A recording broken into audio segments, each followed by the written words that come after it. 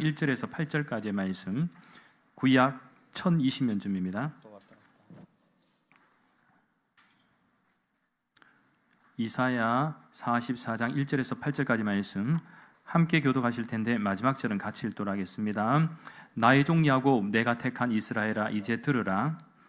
너를 만들고 너를 모태에서부터 지어낸 너를 도와줄 여호와가 이같이 말하노라. 나의 종 야곱, 내가 말한 여수르나 두려워하지 말라. 나는 목마른 자에게 물을 주며 마른 땅에 시내가 흐르게 하며 나의 영을 내 자손에게, 나의 복을 내 후손에게 부어주리니 그들이 풀 가운데서 솟아나기를 시냇가에 버들같이 할 것이라. 한 사람은 이르기를 나는 여호와께 속하였다 할 것이며, 또 한 사람은 야곱의 이름으로 자기를 부를 것이며, 또 다른 사람은 자기가 여호와께 속하였음을 그의 손으로 기록하고 이스라엘의 이름으로 존귀 여김을 받으리라. 이스라엘의 왕인 여호와, 이스라엘의 구원자인 만군의 여호와가 이같이 말하노라. 나는 처음이요 나는 마지막이라. 나 외에 다른 신이 없느니라. 내가 영원한 백성을 세운 이후로 나처럼 외치며 알리며 나에게 설명할 자가 누구냐 있거든 될 일과 장차 올 일을 그들에게 알릴지어다. 너희는 두려워하지 말며 겁내지 말라. 내가 예로부터 너희에게 듣게 하지 아니하였느냐, 알리지 아니하였느냐. 너희는 나의 증인이라. 나 외에 신이 있겠느냐. 과연 반석은 없나니 다른 신이 있음을 내가 알지 못하노라. 아멘. 할렐루야. 추석 연휴 명절도 잘 보내셨습니까? 예. 이제 명절 보내고 난 후에 다시 일상으로 이제 돌아왔습니다. 특별히 후반기의 시간 가운데도 이제 지난 며칠간 이렇게 비가 오고 나니까 날씨도 좀 많이 선선해졌습니다. 이제 좋은 계절에, 또 풍성한 계절에 여러분들이 또 하나님의 일도 그렇지만 또 세상의 일도 또 각자에게 주어진 삶의 자리에서 더 은혜롭게 잘 감당할 수 있는 그런 복된 시간이 될 수 있기를 간절히 소망합니다. 오늘은 2024년도 새가족 초청주의를 위한 선포주일로 드려집니다. 예수님의 지상 명령이자 또 대위민 영혼 구원과 전도에 우리 교회가 다시 이제 힘을 내어서 또 잘 감당하고자 합니다. 이 귀한 일에 온 교우들이 또 한마음 한뜻이 되어서 하나님을 기쁘시게 하고 또 합력하여 선을 이룰 수 있는 복된 시간들이 될 수 있기를 예수님의 이름으로 간절히 축원합니다. 오늘 이 시간에는요, 앞뒤 자분들과 함께 이렇게 한번 인사를 나누도록 하겠습니다. 잃어버린 영혼을 찾아, 한번 잃어버린 영혼을 찾아 구원의 기쁨과 영광을 누립시다. 기쁨과 영광을 누립시다. 기억하셨지? 한 번 더 할까요? 예, 한 번만 더 하겠습니다. 잃어버린 영혼을 찾아, 잃어버린 영혼을 찾아 구원의 기쁨과 영광을 누립시다. 구원의 기쁨과 영광을 누립시다. 할렐루야. 오늘 이 시간에는 시냇가의 버들같이란 제목으로 잠시 하나님의 말씀을 나누도록 하겠습니다. 여러분, 아무리 쓸모없이 보이는 사람도 우리 주님의 손에 붙잡히면 가장 멋진 삶으로 다시 태어남을 믿습니다. 이러한 사실은 성경에서도 시대와 역사 속에서도 잘 보여주었습니다. 하나님은 하나님이 필요로 하는 이 사람을 부르실 때에 그의 배경이나 학력 그리고 경력을 따지시는 것이 아니라 하나님의 말씀에 순종하여 말씀에 사로잡힌 사람, 성령님께 사로잡힌 그 한 사람을 사용하시고 하나님의 위대하신 뜻을 펼쳐 나가셨습니다.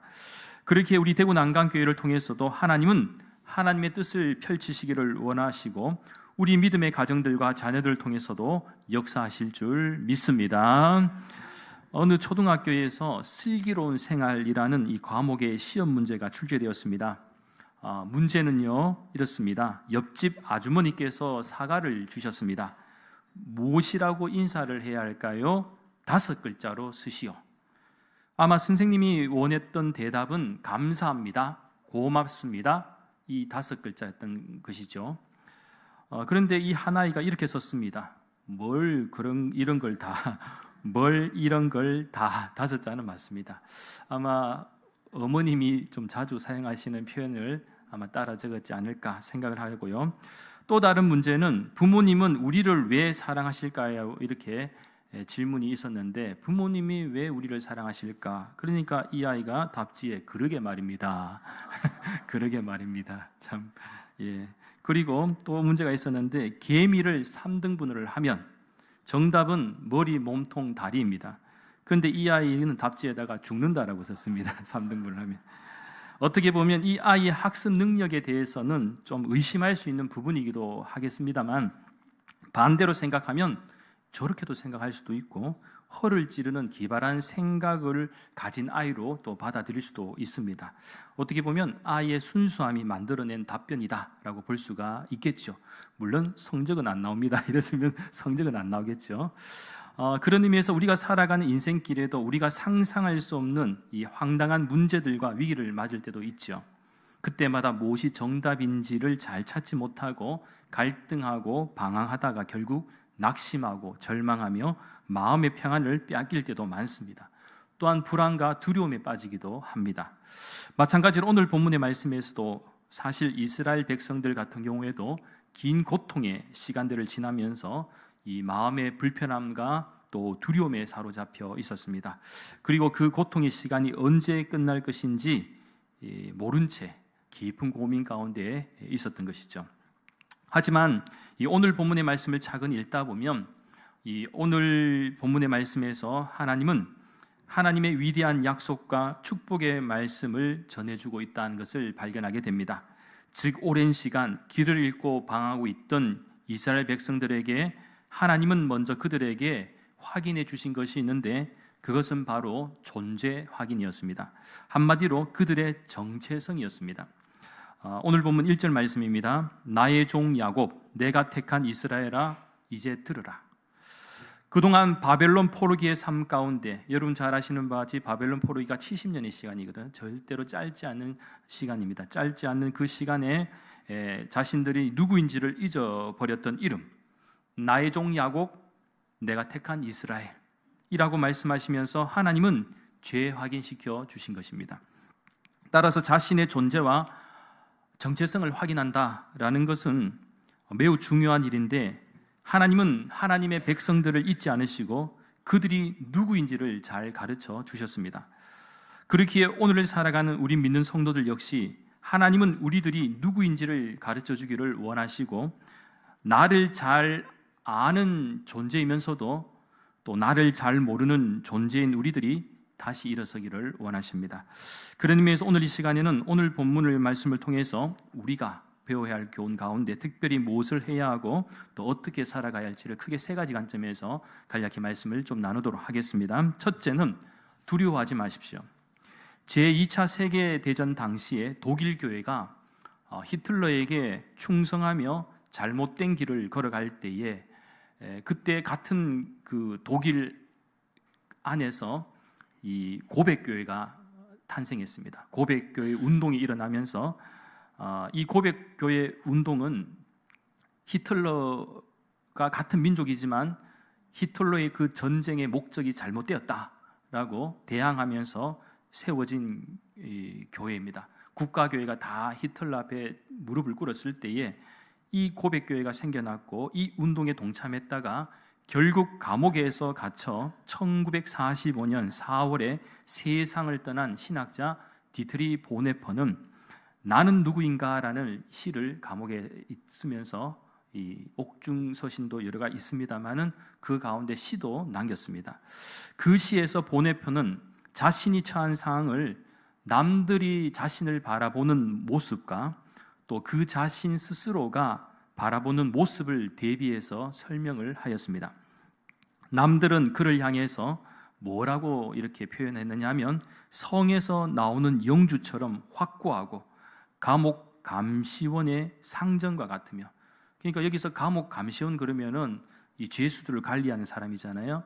그런데 그 사람 말을 안 들었다는 게 아니고 뭐 상정같이 행동했다는 것이 아니고 아주 이 신념이 굳건해서 감시원의 어떤 그런 눈치도 압박에도 불구하고 절대로 흔들림이 없는 그런 모습을 보여주었다라고 이해할 수가 있습니다.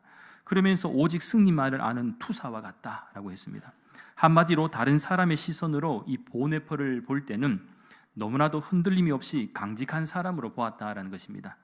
그러나 진작 이 보네퍼 자신은 불안하고 약하며 살고 싶은 욕구도 있었고 사소한 굴욕에도 괴로웠고 또 석방되기를 기다리다가 이 시간들이 점차 길어지면서 모든 일에 지쳐버린 연약한 자신을 드러내고 있습니다.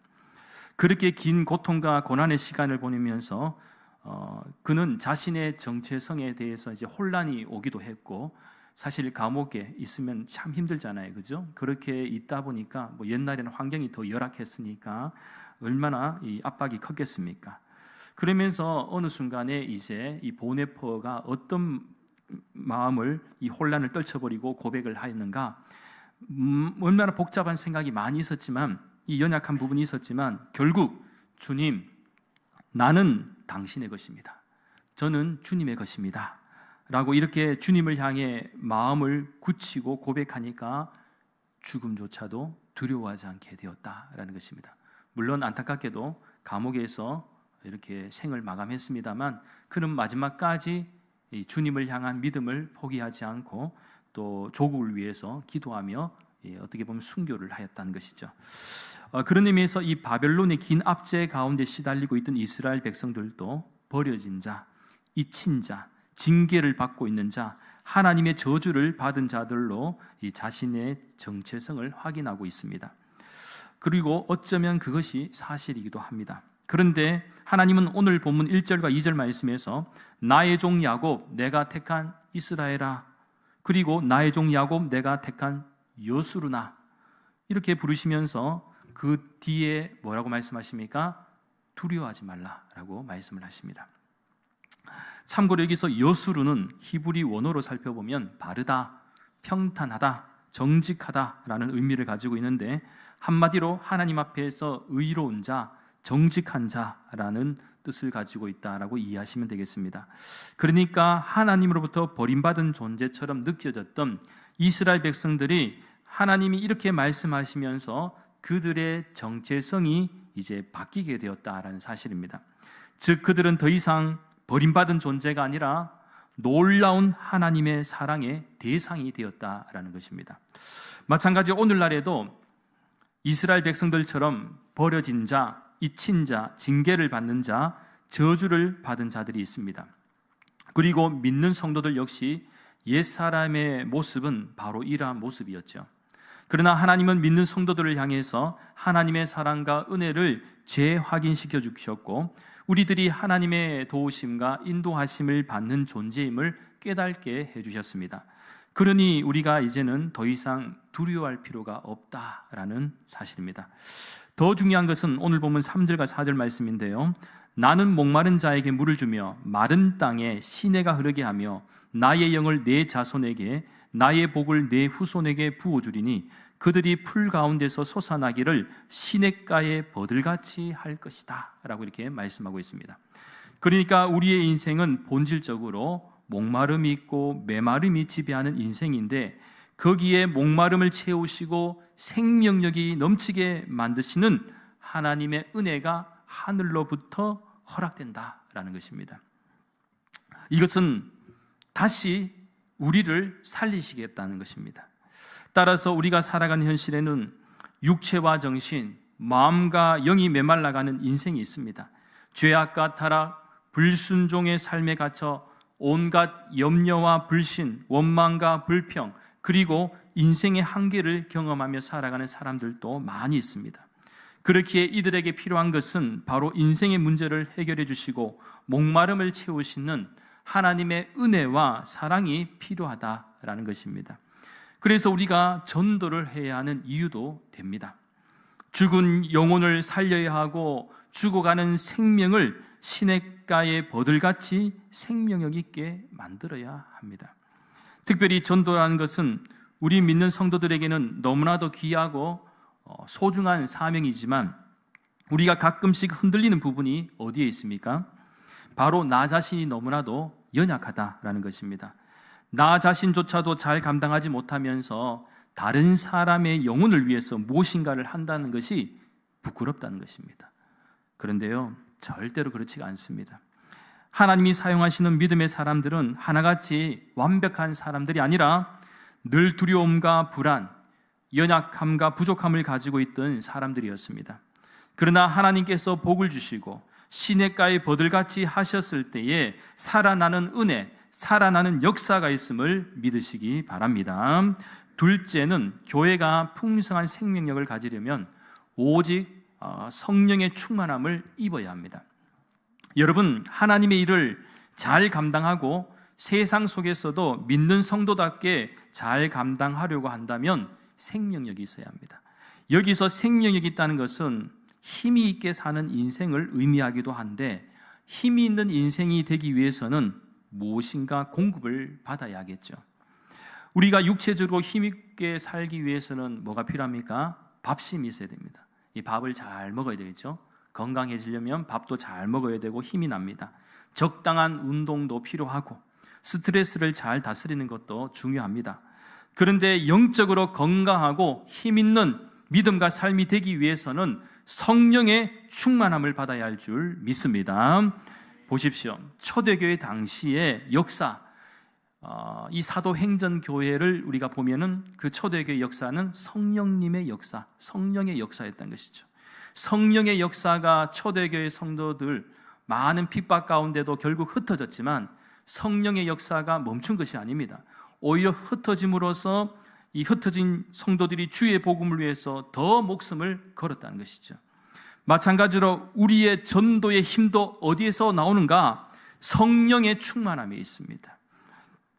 그래서 풍성한 생명력이 있는 교회의 특징은 성령의 충만함으로 가득한 성도들이 있다라는 사실입니다. 무엇을 해도 할렐루야, 아멘, 믿습니다. 이 교회에 와서 이 고백이 넘쳐나는 것이죠. 하나님 믿습니다. 제가 한 주간의 삶도 승리케 하심을 믿습니다. 내가 하는 모든 일들 가운데도 하나님께서 지켜주심을 믿습니다. 아멘, 할렐루야, 믿습니다. 이것이 중요한 것이죠. 그리고 보네포의 고백처럼 주님, 저에게는 당신밖에 없습니다. 저는 당신의 것입니다. 이러한 고백 속에서 말씀을 따라 사는 인생, 진리를 따라 사는 인생, 성령의 충만함으로 사는 인생에게는 하나님께서 전도할 수 있는 능력과 힘도 허락해 주심을 꼭 믿으시기 바랍니다. 시냇가의 버들을 한번 보십시오. 얼마나 싱싱하고 생명력이 있어 보입니까? 바람에 흔들릴 때는 그렇게 시원하고 멋지게 보일 수가 없습니다. 말라 비틀어진 나무가 아니라 생기 있는 나무가 자연을 더욱 아름답게 하고 풍성하게 만들듯이 교회가 전도하지 않으면 죽어가는 교회가 될 것입니다. 그리고 힘차게 전진하는 군함이 아니라 바다로 가라앉는 난파선이 될 것입니다. 그렇게 우리 대구 난강교회 모든 믿음의 권속들은 11월 3일 새가족 초청 주일까지 어떻게든지 우리가 이렇게 하나님의 일을 하기로 또 온 교회가 마음을 모았다면 여러분 한마음 한뜻이 되어서 무엇보다도 기도에 열심을 내고 말씀도 잘 듣고 또 찬양과 섬김과 헌신 가운데 성령 충만함을 받아 전도에 열심을 다해 주신 사명을 은혜롭게 잘 감당할 수 있는 복된 인생이 될 수 있기를 예수님의 이름으로 간절히 축원합니다.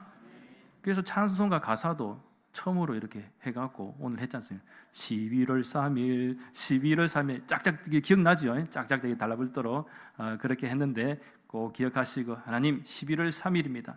그때까지 소중한 한 사람 아니요 세 사람 이상 작정하고 또 한 명 이상은 꼭 정착시킬 수 있도록 내 인생에 있어서 가장 보람있고 의미 있는 인생을 하나님께 올려드릴 수 있게 해달라고 그렇게 기도하며 나아갈 수 있기를 바라겠습니다. 셋째는 하나님은 역사라는 연극을 연출하셨고 우리를 역사의 주역으로 삼으셨습니다.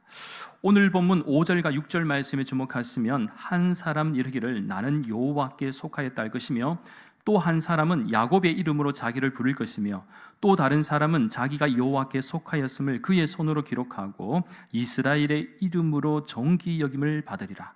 이스라엘의 왕인 여호와 이스라엘의 구원자인 만군의 여호와가 이같이 말하노라. 나는 처음이요 나는 마지막이라 나 외에 다른 신이 없느니라. 이렇게 설명하고 있습니다. 이것은 무엇을 말하는 것입니까? 바로 성도는 자신이 하나님께 속한 자임을 당당하게 고백할 수 있어야 한다는 것이고, 확실한 개인의 신앙 고백이 없이는 누구도 참 하나님의 백성이 될 수 없다라는 사실입니다. 그런데 이 부분이 왜 이렇게 중요한가라고 할 때, 오늘 우리 시대에 흘러가는 현상들을 보시면 여러분들이 심각하게 공감할 수가 있습니다. 최근 저에게도 그렇겠지만 여러 많은 믿는 성도들에게도 아마 인상적이었던 청문회를 보신 분 가운데가 혹시 있다면, 저도 다 볼 수는 없습니다만은 좀 인상적인 인물이 한 명 있었지 않습니까? 이분은 제가 실명을 거론해도 칭찬한 거기 때문에 고소할 일이 없기 때문에 실명을 얘기하겠습니다. 안창호, 도산 안창호 선생님이 아니고 같은 이름입니다만, 이 안창호 제10대 국가인권위원장으로 청문회에 섰던 이 후보가 보면은 이 법조계에서도 이미 헌법재판소 재판관과 검사장까지 역임한 그야말로 법통이죠. 그 분야에서는 정말 최선을 다한 인물입니다. 개인적으로는 잘 알 수가 없습니다만, 중요한 것은 그의 화려한 이력보다 더 인상 깊었던 것은 바로 그의 신앙 고백이었습니다. 이 청문회에서 그는 창조론과 진화론 사이에서 대립할 때에 나는 하나님께서 세상을 창조하신 것을 믿는다라고 당당하게 고백을 한 것입니다. 여러분, 너무 신념 있게 고백한 모습이 너무 멋지지 않습니까? 눈치 보면서 이렇게 자신의 신앙 고백을 얼렁뚱땅 넘어가지 않았습니다. 그리고 차별금지법에 대해서도 분명하게 이것은 잘못된 악법이다라고, 안 된다라고도 그렇게 입장을 표명하였습니다. 그런데 제가 더 충격을 받은 게 뭔지 아십니까? 이때 질의한 야당 가운데, 이거는 이제 실명 거론하지 않겠습니다 하면 혹시 요즘에는 고소 때리고 막 그러게 하거든요. 골치 아픕니다. 골치 아파서. 그래서 하여튼 국회의원이라는 사람이 샌프란시스코 신학교를 졸업한, 그러니까 신학교를 졸업한 목회학 석사까지 하신 분이 국회의원 됐는데, 어쨌든 어떤 식으로 됐습니다. 됐는데 더 믿음 없는 발언을 하고 앉았는 거예요. 너무너무 충격을 받는 것이죠. 또 다른 국회의원은 아버지가 목사이고 평생을 기독교 신앙 안에서 성장했는데도 이 역시 믿음 없는 모습으로 막 진화론을 옹이한 것처럼, 차별금지법을 옹호하는 것처럼 막 말하면서 신앙을 흐리뭉텅하게 만드는 것이죠. 이것을 보면서 저는 충격을 받았습니다. 점점 이 교회의 위기, 기독교의 위기는 점점 해석지도로 갈 때에 큰 문제가 생길 수밖에 없다는 것입니다. 신앙의 고백이 점점 더 약해져 가고 있고요. 하나님만이 나의 구세주입니다, 절대로 우리의 창조주이십니다 라는 것이 이제는 그렇지 않을 수도 있다라고 하면은 이 모든 것이 다 이게 신앙이 무너지는 것이죠. 그저 세속화와 다원화의 영향력으로 복음을 혼합 종교로 만들고, 이념과 사상, 정치적 이슈에 따라서 타협하는 성도들이 이래 많이 생긴다 그러면 정말 우리는 영향력 없는 성도를 만들어내는 것밖에 안 된다는 것이죠. 이 큰 문제가 아닐 수 없고 빨리 개혁되고 회복되어야 될 부분이 있다는 것입니다. 결국 믿음이 있다는 것은 베드로의 고백처럼 예수님이 확실히 나의 구주이시며 하나님의 아들이심을 믿는 것이고, 또한 하나님이 나의 구원자이시고 다른 신은 없다는 것을 믿는 것입니다. 중요한 것은 나의 믿음이 확고하면 하나님의 일을 담대하게 할 수가 있습니다. 내 믿음이 허리뭉텅한데 어떻게 담대함이 있겠습니까, 여러분? 시대와 역사 속에서도 하나님께 쓰임받고 큰 일을 한 사람들의 특징은 언제나 누구와의 관계에 있다? 하나님과의 바른 관계에 있습니다. 세상이 타락하고 인간의 문제가 대두되었을 때도 하나님과의 관계가 회복되니까 경건주의 운동이 일어나서 그 시대의 잘못된 것들을 다 지적하고, 정치인들이 회개하고 경제인들이 회개하고, 심지어는 내가 죄인입니다, 다시 한번 하나님께 돌아왔던 사람들이 세상을 뒤집었습니다. 더 건강하게 만들었습니다. 큰 전쟁 뒤에도 인간의 추악함이 있었을 때에도 결국 하나님 사랑 안에서 치유되고 회복되는 것이죠. 그렇게 우리가 이 세상을 연극처럼 살아가고 있지만, 하나님은 역사라는 우리 인생의 연극을 연출하셨고 우리를 역사의 또 주역으로 삼으셨습니다. 그래서 늘 우리들의 이야기는 결국 하나님의 시나리오 안에 있고 하나님의 연출 아래에 있다는 것을 기억하십시오. 우리들의 이야기는 결국 하나님의 이야기가 되게 만들어야 되는 것입니다. 하나님은 우리를 통해 하나님의 뜻을 이 땅 가운데 또한 드러내기를 원하시고, 하나님이 어떤 분이신지를 세상이 알기를 원하십니다. 오늘 본문에서 뭐라고 얘기합니까? 너희가 나의 증인이라고 얘기합니다. 하나님이 너희 믿는 성도들 하여금 너희가 나의 증인이다라고 말씀하고 있는 것이죠. 그리고 그 일에 우리들을 사용하시고 주역으로 삼으셨습니다. 오늘 본문에서 하나님은 나는 처음이요 마지막이라고 말씀하셨습니다. 이 부분은 신약성경 요한계시록에서도 무엇이라고 표현하고 있습니까? 하나님은 알파와 오메가가 되신다는 것이죠. 즉 하나님은 세상의 역사를 하나님의 뜻대로 이끌어 가시는 세상 역사의 연출자이시며, 무엇보다 하나님은 이 세상의 시작과 마지막까지 세상의 모든 환경과 상황을 다 하나님께서 이끄시겠다는 것입니다. 섭리하시겠다는 것입니다. 따라서 우리는 모두 하나님의 연출 아래에 있는 사람들임을 기억하십시오. 우리는 그저 이 세상에 와서 그냥 내 마음대로 살다가 가는 인생이 아닙니다. 결국은 내 마음대로 바꾸겠다는 것은 하나님의 시나리오 대본을 내 마음대로 바꾸겠다는 것 같습니다. 그런데 하나님은 시나리오를 바꾸는 것이 아니라 순종하기를 원하십니다. 전도는 우리가 하기 싫다고 하지 않고 어렵다고 불편하고 해서 하지 못하는 것이 아닙니다. 바로 하나님의 연출 아래에서 하나님이 꼭 우리들이 감당하기를 원하시는 내용입니다. 우리 믿는 사람들 통해서 세상의 증인이 되기를 원하고 계시는 것이죠. 보통 주인공들 보면은요, 어떻습니까? 주인공들 연극이든 영화든 드라마든 보면 가진 핍박을 당합니다. 주인공이 평탄하게 사는 거 잘 없습니다. 온갖 괴롭히는 존재들이 있습니다.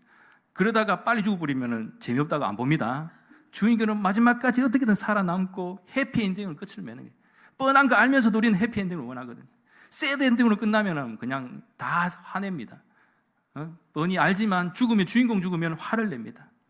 그런데 하나님은 우리들이 새드엔딩이 아니라 해피엔딩이 되기를 원하신다는 것이죠. 오히려 인생 역전을 하는 모습을 보여주십니다. 그렇게 하나님은 맡은 계획을 충실하게 잘 감당한 성도들에게 복을 주실 것입니다. 그리고 시냇가에 버들같이 하실 줄 믿습니다. 바로 오늘 주신 말씀처럼 두려워하지 말고 오직 성령의 충만함을 가지고 이 세상을 살아가는 동안 전도의 사명을 잘 감당하여 하나님 나라의 주역이 되는 은혜와 축복이 저와 여러분에게 있기를 예수님의 이름으로 간절히 축원합니다. 기도드리겠습니다. 거룩하신 하나님, 저희들에게 하나님의 자녀가 되는 권세를 허락해 주시고 이제 11월 3일까지 세가족 초청주의를 위한 전도의 사명을 잘 감당하고자 합니다. 두려워하지 말고 오직 성령의 충만함을 가지고 이 세상을 살아가는 동안 전도의 사명을 잘 감당하여 하나님 나라의 주역이 되는 은혜와 축복이 있게 하여 주시고 무엇보다 우리의 심령이 시냇가에 버들같이 되게 하여 주시옵소서. 감사를 드리며 모든 말씀 거룩하신 예수님의 이름으로 간절히 기도하옵나이다.